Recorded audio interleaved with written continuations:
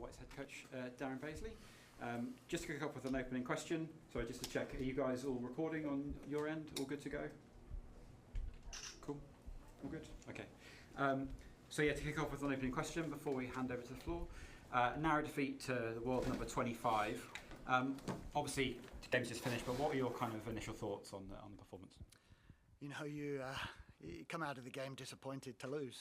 I thought Ukraine were pretty good and created more chances than us, and obviously scored 2 goals. I thought our boys worked super hard, compact, defended really well.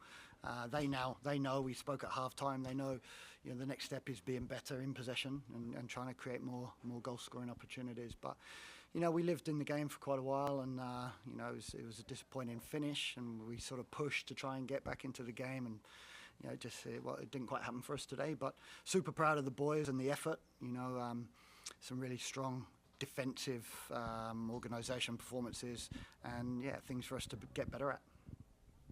Cool. Coach, congratulations, you're here, which is most important. I made some personal observations, especially the fact that from your game against Cote d'Ivoire in the first match, you were very compact, well reserved, but today you seem more adventurous and you actually wanted to win more. And what actually changed your strategy for today? Why did you do that? I mean, we went in with the same strategy. We had some different players. And I think that's just the way the game played out. You know, the Cote d'Ivoire game was very tight, and you know, it was that type of game. And today, we definitely spoke about, can we be better in possession? Can we create more opportunities? And yeah, it's definitely things we need to work on. But no, we went with the same strategy. And when we've just spoke there, and this is going to be great for us. These games are great for us because, like, we haven't been in enough fights. We haven't been in enough games like this for our team and our players to really feel that. And these last 2 games, I feel like they've felt it. They've felt the level that's needed. They've competed pretty well across the 2 games, and now we can move forward knowing that there's some things to get better at, but there's some things that we did really well across the 2 games.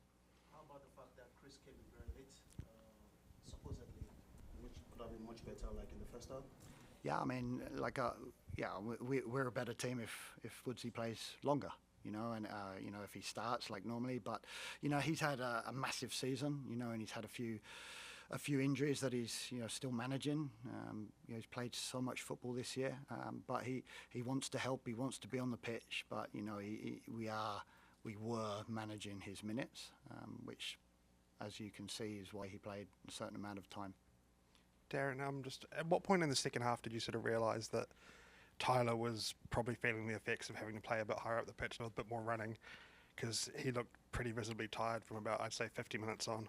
I think you were a bit harsh. I thought he was still very good. I thought he was very good at right back today. And I mean, yeah, we looked at taking him out. I mean, we obviously did sub him out. And the difficulty with the subs rule is, you know, you've got 3 moments, and knowing the point where Woodsy was coming in, you know, so that's a sort of point in time where you go, well, there's 1 moment. You know, we did the 2 early ones. We looked at potentially doing Callan slightly earlier, but when you look at Tyler's ability, but also set plays, you know, he's a big boy. You know, they brought on a couple of big lads, and we felt like, let's keep him in there.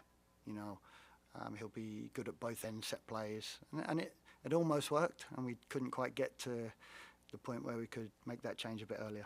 Yeah, like, I wouldn't necessarily blame either goal on him, but both of them have come from crosses, I guess, in that right back zone. The first one especially, he's very much set off and given their player a lot of time to sort of pick out his pass.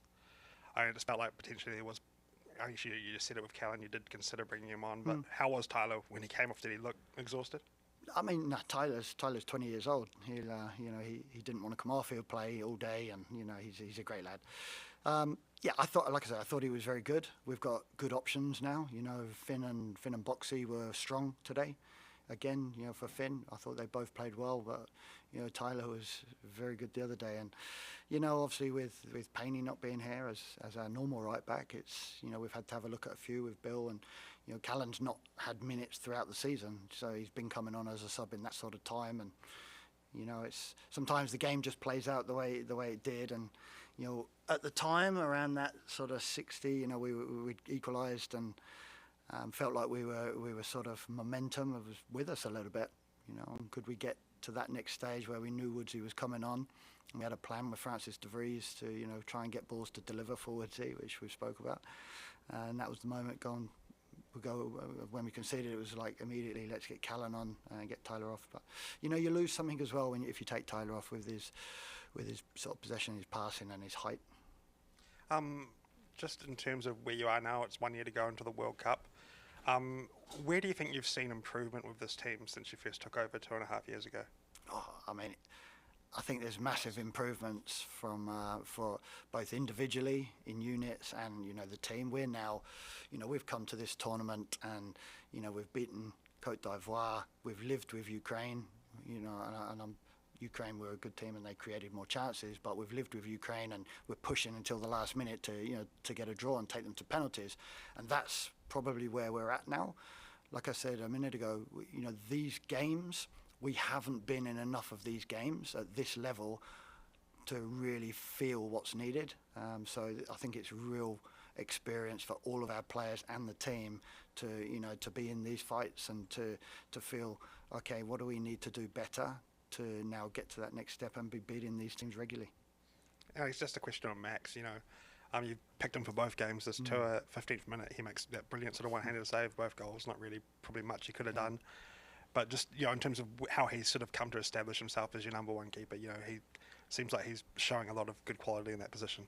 You know, in a year, he hasn't put a foot wrong. You know, he's had a really big 2 seasons with his club. You know, got Player of the Season and then again had a really strong season in League One.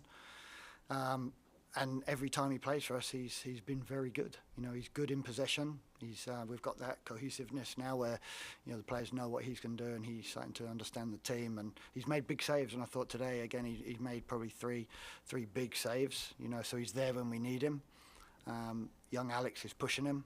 You know, but yeah, he's done very well again, Max, for us.